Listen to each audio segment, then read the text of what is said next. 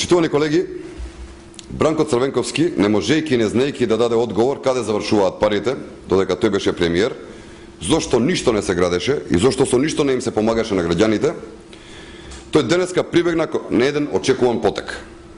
Тој почна да се фали со туѓи проекти, тој почна да се фали со работа која што други ја направи. И нема да не зачуди ако во наредниот период Бранко Црвенковски започне да се фали со проекти кои што во изминативе неколку години ги направи ВМРО ДПМН, нема да не зачуди ако се пофали дека тој поделил близу 700 милиони евра за земјоделците. Нема да не зачуди ако започне да се фали дека тој не ги намалил пензиите за 8%, туку ги зголемил. Нема да не зачуди ако се пофали дека тој е човекот кој што инвестирал над 100 милиони евра за подобрување на македонското здравство.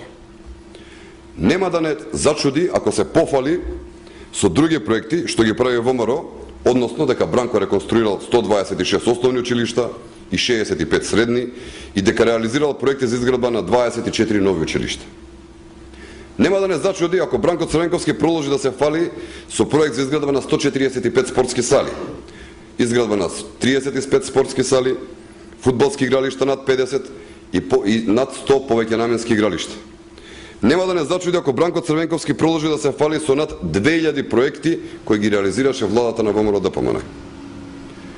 Тој е многу уплашен од прашањето каде одеа парите додека беше тој премиер и затоа нормално е да се фали со туѓи проекти.